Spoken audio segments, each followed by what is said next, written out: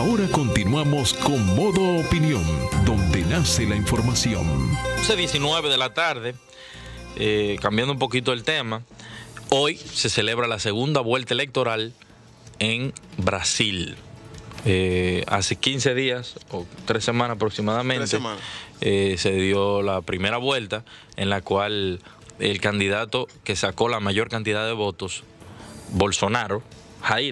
Jair Bolsonaro, sacó el 46% de los votos.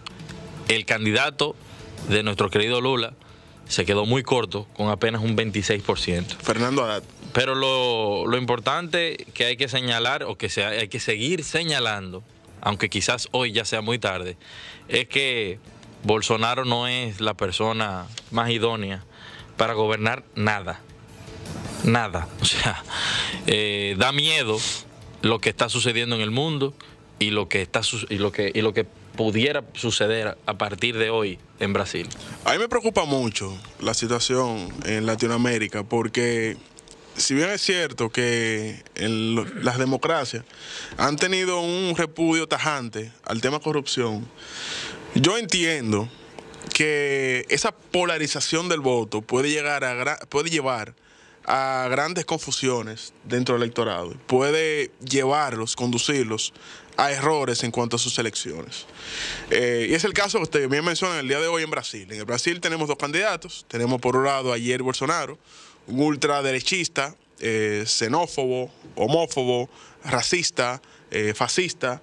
Y por otro lado tenemos un Fernando Haddad, que fue exministro de Educación de los gobiernos de Luis Ignacio Lula da Silva, y es una persona que ha tenido una trayectoria de vida pues intachable. Sin embargo, fue alcalde por Sao Paulo y no ganó las últimas elecciones. En este proceso, él iba como vicepresidente del Partido de los Trabajadores, que dirige Luis Ignacio Lula da Silva, que como todos sabemos se encuentra tras las rejas ahora mismo por una alegada corrupción que no ha podido ser demostrada ni siquiera.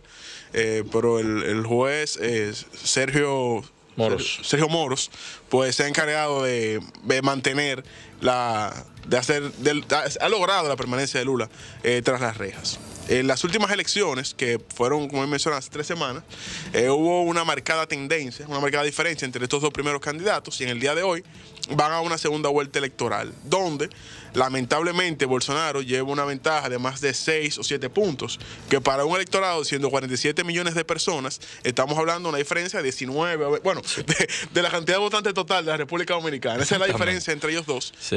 Según la última encuesta que se ha hecho, por lo que es muy probable que al final del día de hoy pues se anuncie el triunfo de Jair Bolsonaro como próximo presidente de Brasil. Pero yo quiero que el pueblo conozca 2 situaciones puntuales que pasaron con Jair Bolsonaro. La primera fue cuando a él le tocó votar por cuando se le dio el impeachment a Dilma Rousseff.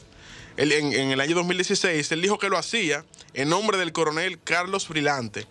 El coronel Carlos Brilhante es uno de los torturadores más sanguíneos de la dictadura militar en Brasil. Y el segundo hecho que yo quiero destacar de la carrera de Jair Bolsonaro fue a una parlamentaria que le dijo, la parlamentaria se llama Rosario Núñez, le dijo: no la voy a violar porque ni eso se merece. A una parlamentaria de su país. Sí, y le va a dar golpe. No la voy a violar porque ni eso se merece. A esa persona es que el pueblo de Brasil le está eligiendo como presidente de la República el día de hoy. ¿Pero se está volviendo loco? No, dice que los afroamericanos no sirven ni para procrear. Que para resolver el problema real de la violencia y de la inseguridad en Brasil hay que por lo menos matar a 30.000 personas. Ese es el próximo presidente de Brasil. Textualmente dijo: no hacen nada. No sirven ni siquiera para procrear. Sí. O sea, es de lo que cree que cada ciudadano tiene que tener el derecho a portar un arma de fuego públicamente. De esa manera fomenta la violencia. Entonces yo entiendo y prefiere que su hijo muera en un accidente de tránsito a que sea homosexual. Entonces, esa es la persona que, vuelvo y repito, están eligiendo en el día de hoy. Entonces, ¿en base a qué nuestros pueblos estamos eligiendo a nuestros gobernantes? En base a un simple rechazo, es cierto, es cierto. La corrupción ha permeado mucho en nuestro país. Si realmente el pueblo, pues, se ha alzado en contra de esta situación. Y eso es la gran ventaja que tiene Jair Bolsonaro, que no se le vincula Sí, pero ¿hasta qué punto? a ningún caso de corrupción. Pero, por ejemplo, tenemos a Fernando Haddad, con una que, a pesar de los problemas que hubieron en Brasil, nunca su imagen se vio afectada. Sí.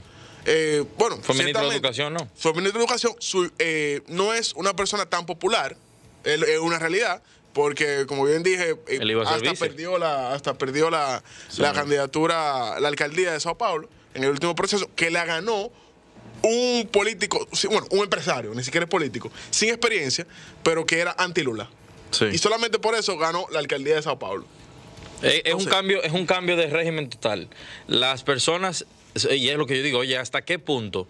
Es verdad que una sociedad puede estar hastiada de la corrupción, de los ladrones y de la izquierda, pero ¿hasta qué punto nosotros estamos, o sea, como sociedad, porque aquí también pudiera, entonces, no digo que eso esté pasando ahora mismo, pero pudiera ser en el futuro o en países vecinos, como pasó en Venezuela, ¿hasta qué punto la gente puede estar tan cansada de la corrupción que prefiere la antítesis de eso como de lugar? Porque también estos roban, seguro estos van a robar y van a saquear, porque Jair Bolsonaro está más cerca de un modelo de dictadura.